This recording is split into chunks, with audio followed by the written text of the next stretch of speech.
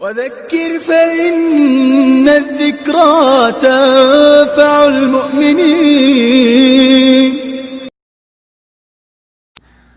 ابھی تک آپ نے مولانا مفتی عبدالقیوم عتیق صاحب مظاہری کے آفیشیل چینل کو سبسکرائب نہیں کیا ہو تو سبسکرائب کر لیں اور بیل آئیکن کو پریس کر دیں تاکہ ہماری ہر نئی ویڈیو کی نوٹیفیکیشن آپ کو جلد سے جلد مل جائے۔ جزاک اللہ۔ بسم اللہ الرحمن الرحیم۔ الحمد للہ وکفى وسلام علی عباده الذین اصطفى، اما بعد فاعوذ باللہ من الشیطان الرجیم۔ بسم اللہ الرحمن الرحیم۔ یا ایہا الذین آمنوا اذکروا اللہ ذکرا کثیرا وسبحوہ بکرۃ واصیلا۔ صدق اللہ العظیم۔ محترم ناظرین و سامعین، ہر شخص آرام و سکون کا متلاشی ہے۔ فرحت، مسرت، اطمینان اور قلبی سکون چاہتا ہے، اور اللہ تعالیٰ نے دلوں کا اطمینان اپنی یاد میں رکھا ہے۔ الا بذکر اللہ تطمئن القلوب۔ اے لوگو آگاہ ہو جاؤ، دلوں کا چین، دلوں کا سکون اللہ تعالیٰ نے اللہ کے ذکر میں اور اپنی یاد میں رکھا ہے۔ وَلَذِكْرُ اللَّهِ اکبر، اور اللہ کا ذکر ہی سب سے بڑی چیز ہے۔ اس لیے جب بھی دین کا کوئی کام کریں تو اس میں نیت اللہ کی رضا کے لیے ہو۔ نماز بھی ذکر ہے، قرآن مجید کی تلاوت بھی ذکر ہے، درس و تدریس بھی ذکر ہے، تصنیف و تالیف بھی ذکر ہے، بیان اور خطاب بھی ذکر ہے۔ جب نیت اللہ کی رضا کے لیے ہوگی تو یہ ساری چیزیں ذکر میں شامل ہو جائیں گی۔ اور اسی طرح نبی اکرم صلی اللہ علیہ وسلم سے جو دعائیں منقول ہیں، وہ ان دعاؤں کو ہم یاد کریں، ان سنتوں کو یاد کریں اور اس کو پڑھنے کا اہتمام کریں۔ کھانے کی دعا ہے، پینے کی دعا ہے، بیت الخلاء میں آنے جانے کی دعا ہے، بازار کی دعا ہے، اور اسی طریقے سے بہت سی دعائیں ہیں۔ جب آدمی ان دعاؤں کو یاد کرتا ہے اور اپنے اعمال و حرکات نبی اکرم صلی اللہ علیہ وسلم کے سنتوں کے مطابق اس کو اپنے عمل میں لاتا ہے تو پھر یہ چیز بھی اللہ کے ذکر میں شامل ہو جاتی ہے۔ تو اللہ کا ذکر ہی سب سے بڑی چیز ہے۔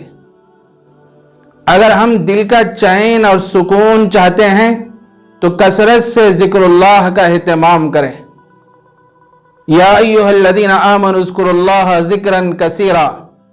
اے ایمان والو، کثرت کے ساتھ اللہ کا ذکر کیا کرو۔ جو آدمی اللہ کا ذکر کرتا ہے، جہاں علماء کرام نے ذکر اللہ کے بہت سے فائدے بیان فرمائے ہیں، ان میں سے ایک فائدہ یہ ہے کہ اس سے آدمی کا دل نرم ہو جاتا ہے۔ سخت سے سخت دل انسان بھی نرم ہو جاتا ہے اللہ کو یاد کرنے کی وجہ سے۔ ایک شخص حضرت حسن بصری رحمۃ اللہ علیہ کی خدمت میں حاضر ہوا اور اس نے کہا کہ حضرت، میرے دل کے اندر بڑی سختی ہے، میرا دل بڑا سخت ہے۔ تو حضرت نے اپنے خادموں سے فرمایا، اس کو وہاں لے کے جاؤ جہاں ذکر کی مجلسیں ہو رہی ہیں، وہاں لے جا کے بٹھاؤ۔ اللہ کا ذکر ایک ایسی چیز ہے دلوں کو نرم کرنے کا مؤثر ذریعہ ہے۔ تو میرے دوستو، جو آدمی ذکر اللہ کا اہتمام کرتا ہے تو تو اس کو دل کا چین اور سکون نصیب ہوتا ہے، اور جو ذکر اللہ کا اہتمام نہیں کرتا وہ پریشانیوں میں، مصیبتوں میں گھرا ہوا رہتا ہے۔ ایک شخص حضرت بایزید بسطامی رحمۃ اللہ علیہ سے ملاقات کے ارادے سے اپنے گھر سے نکلا، کچھ دور چلا تھا، ایک سایہ دار درخت کے نیچے لیٹ گیا، اور اس درخت پر چڑیاں تھیں، آپس میں بات کر رہی تھی۔ دو چڑیاں آپس میں یہ بات کر رہی تھی کہ جو شخص بایزید بسطامی رحمۃ اللہ علیہ سے ملاقات کے لیے جا رہا ہے، اس کو نہیں معلوم کہ بایزید بسطامی کا انتقال ہو گیا۔ یہ شخص سنا تو پریشان ہو گیا، میں تو حضرت سے ملاقات کے لیے اتنا لمبا سفر کر کے جا رہا ہوں، اور اس درخت کے نیچے آرام کی نیت سے لیٹا تو ان چڑیوں نے کہا کہ بایزید بسطامی کا انتقال ہو گیا۔ تو وہ سوچنے لگا کہ جاؤں یا پھر اپنے گھر چلے جاؤں۔ پھر سوچا کہ جا کے دیکھ تو لیتے ہیں۔ اس ارادے سے پہنچا تو دیکھا کہ حضرت بایزید بسطامی رحمۃ اللہ علیہ باحیات ہیں۔ ان کی مجلس میں بیٹھا، جب جانے کا وقت آیا تو اس وقت اس نے حضرت بایزید بسطامی رحمۃ اللہ علیہ سے کہنے لگا کہ حضرت میں آپ سے ایک بات پوچھنا چاہتا ہوں۔ میں جب آپ سے ملاقات کے ارادے سے اپنے گھر سے نکلا اور ایک سایہ دار درخت کے نیچے کچھ دیر آرام کرنے کی نیت سے لیٹا تو دو چڑیاں آپس میں کہہ رہی تھیں کہ یہ جو شخص بایزید بسطامی سے ملاقات کے لیے جا رہا ہے ان کا تو انتقال ہو گیا۔